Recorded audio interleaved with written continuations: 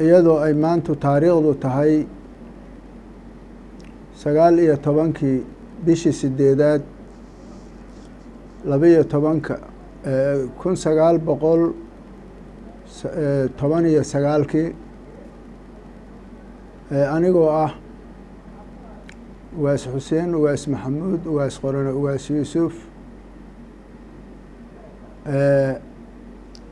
kadib markaan arkay xaaladaha ka jira Jubaland iyo meelaha ay ka diganayso anoo danaynhaya u reebahaya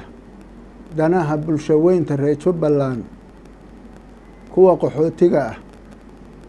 masaakiinta iyo dayaca ay maanta u yaaliin ay ku nool yihiin markaan fiiriyey waxaan go'aansaday inaan tanaasulaad ka sameeyo arrimihii isqabadkii aniga iyo maamulka Jubaland dhexdaayada yiilay inaan tanaasulaad ka sameeyo oon ummadda iyadaa u samro maadaama aan ahay nin isina oo aanan ahayn nin siyaasiya inaysan ummadda aniga i eersan oo Ugaas Xuseen, Ugaas Maxamuud baan noo lahaa dhibkaasi aan lay oran oon dib ugu noqdo dhaqankaygii muxuu ahaa iyo hawshaydii dhaqameed maslaxana waxaan u arkaa ummaddu inay midowdo isfahanto maxaa yeelay system la dumiyay kiisiyaad baraa tusaale noogu filan dumin system aan duminay wax macno ahoy saaka samaynayso ma jirto waxaan qabaa iyadoo cid i ikraahaysa iyo cid wax igu shubatay midna aysan jirin kadib markaan xaaladda qiimeeyey iyo xaaladuhu meesha ay ka degan hayaan waxaan go'aansaday inaan arrinkaa isaga dib uga noqdo waxaanan ummadda inta aan mas-uulka ka ahay iyo inta Soomaaliyeed ee ku nool gobolka Jubbooyinka gobollada Jubbooyinkaba kula talinhayaa inay dib u yagleelaan maslaxadooda iyo midnimadooda waxaa sababay qiimeyn aan ku sameeyey xaaladda maanta Jubaland ay ku sugan tahay oon qiimeeyey oon u arko in corruption iyo cawaaqib xumo ay ka imaanayso isqabsigan iyo iska hor imaanshahan iyo dhibaatooyinka taagan een arko kolkaan intaa arkay yaan waxaan go'aansaday inaan tanaasulaad ka sameeyo ummaddina ugu baaqo midnimo inaan ugu baaqo yaan go'aansaday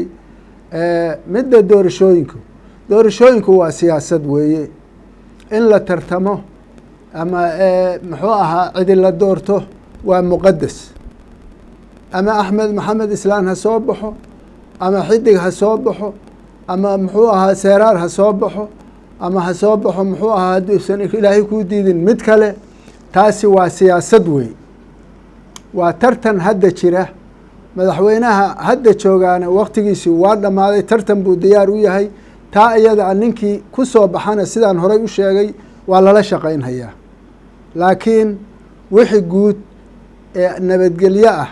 ama israac ah ama wadajir ah ayaan ka dhaqan ahaan aniga ku baaqahayaa inay ummaddu muxuu ahaa dulqaad samayso oo dib u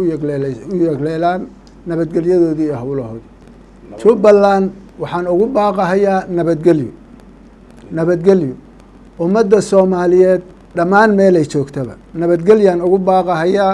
gaar ahaan reer Jubaland nabadgelyaan ugu baaqahayaa aniguna iyo midnimo aniguna isin Soomaaliyeed baan ahay